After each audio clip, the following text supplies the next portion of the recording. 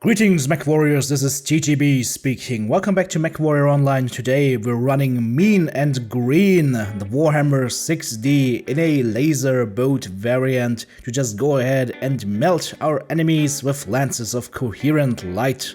Let's go over the build real quick. This 70-ton mech is equipped with 3 large pulse lasers in the left torso, 2 medium lasers, each in the left arm as well as in the right side torso. We drop a little bit of armor on the right arm since that is going to be mostly for shielding, as well as a little bit on the legs. Everything else is pretty much standard, except of course for the XL340 engine to give us an extra speed.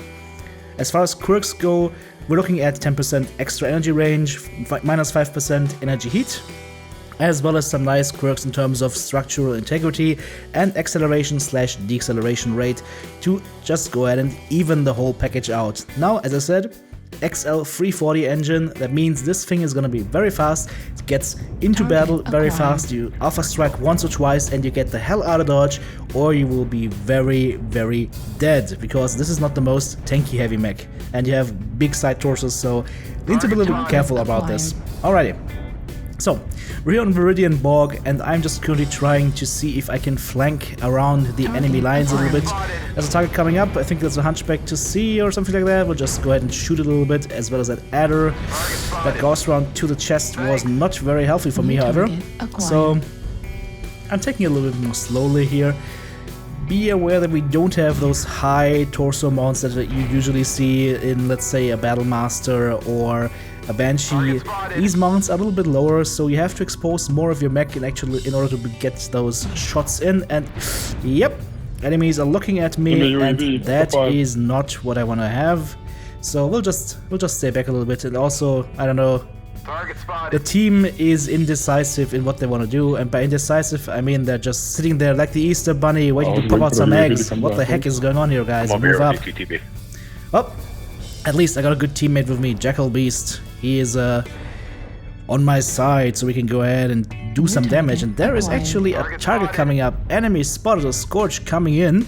That is a scary target. However, he is alone against all of our team, or at least 4 or 5 mechs, so we can give him a nice shot to the side torso, as well as another good nice shot on the center torso. So he is very damaged right now, and together with our 2 teammates over on this side, we're just finishing him off. Yeah, Grasshopper as well as a linebacker, all pinpoint damage. He gets taken out very fast. Nice job. Alrighty. So, we'll just keep around here in this area. I got a feeling that we might be able to affect some more damage from this vantage point. And of course, we're also making sure that the enemy just can't walk up to our team freely and shoot him. King Crab, alright. In a interesting Dakar build, maybe AC2s? Could also have been UX5s, I'm not sure. What I'm sure of, however, is that I don't want to have any more of that, so we'll just slowly and then a little bit more faster, moving forward towards the King Crab. And he's using UX5s, alright. So, something I don't want to face tank. TTB. But I got my teammates with me, and they want to go for blood, and if they want to go for blood, who am I to say no? In fact, I'm gonna say yes to that King Crab side torso that is now almost ready to pop. And there we go. It's popped open right now. And this King Crab should not last longer. Yeah, he is down. Alright, perfect. So we can go ahead and move forward around the Echo 5, Echo 4 border area. It's just a nice spot to be in. You can start hitting the enemy from the back. And it also allows you to use some different angles of attack, because you don't want to attack from the front with this one, not unless you have some good old lightning rods with you in the form of huge ass Atlas, Daishi and whatnot mechs that will actually draw all the fire. Because in the Warhammer, as I said, you are pretty big, so you need to be a little bit careful about that. Stalker coming in right now, yeah, large laser and SRM build, a little bit of a strange combination, but luckily he just goes ahead, shuts down and goes to stick mode, so he's basically done for. Boom, there we go. There is the adder from before, as well as... What the heck are you, Griffin? Interesting. Griffin on the right hand side and a dragon. A rare dragon. A rare sight nowadays, the dragon. Used to be a very, very solid mech, however, fell a little bit out of the meta, and by a little bit I mean a huge bit, so you don't see those that often anymore. Sorry. That Supernova here seems to be in a stock build, 5 ER larges, or somewhat stock build with a little bit more heatsinks added. But yeah, just don't do it. Just ER larges or the Supernova doesn't end well. Trust me, I've tried it. And by the way, that was just a nice Night Gyre gift that we took, as well as that Supernova that we take from behind. So, good job, Bravo. Let's go ahead and bring up the stats and see how we did in this game. That actually wasn't that much of a fun fight, but I think we got some good shots in. So, 2 killing blows, 7 assists, and 700 damage done. That is absolutely fine, and our nice little teamwork lands actually did very well, so I am very happy about that. So, fast forward, and we are now live on Tourmaline Desert. Well, not live, but alive. Except for, yeah, my puns are terrible today. I don't know. Go ahead and sue me for crying out loud. So, moving forward here in the Warhammer towards the castle area, Echo 5, Echo 6. Just trying to see if I can find any enemies that get a little bit frisky, that overstep their bounds a little bit and want to eat an alpha strike to the face. That Kodiak over there, well, doesn't get an alpha strike because he's too far away for that, but I will happily pump some pulse lasers into him. Getting blocked here by the teammate, unfortunately, so took some unnecessary damage, but we're still in 95% condition, and that is still prime fighting shape for me. So, again, I'm a little bit more on the flanking side. I don't know, I'm too aggressive for my own good, and a lot of times it actually hurts me.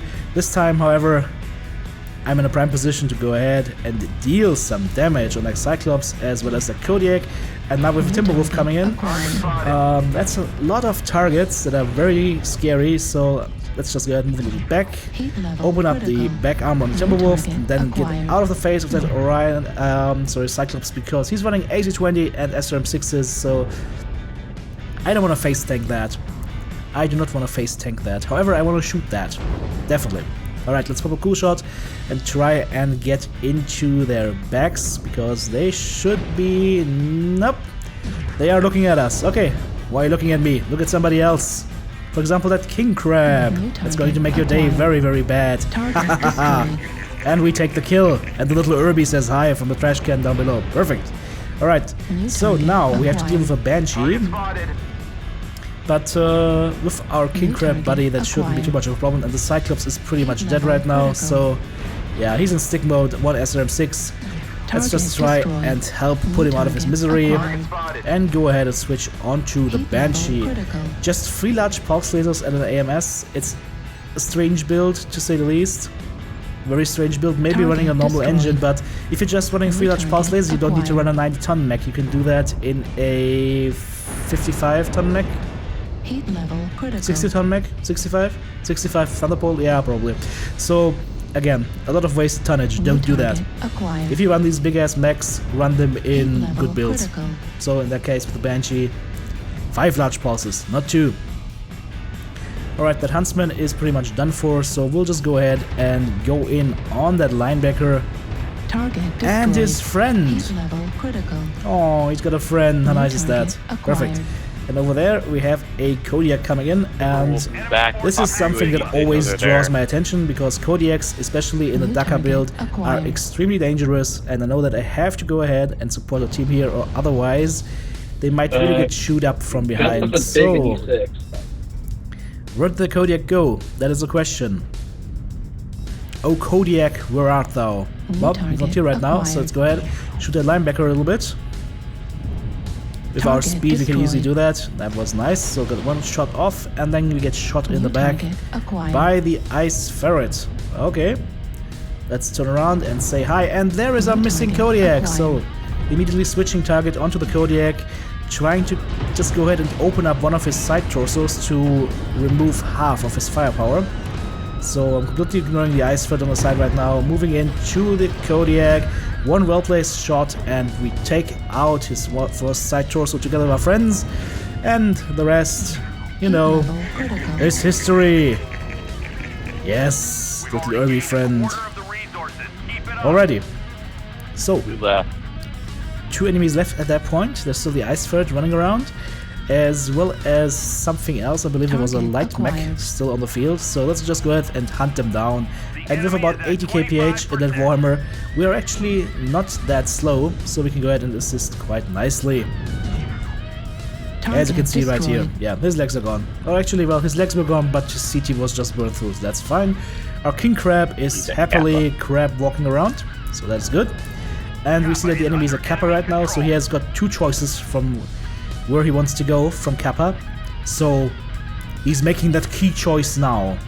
Is he going to go down the 7 line, or is he going down the G line? Well, it is said that sharks smell blood in the water for miles and miles.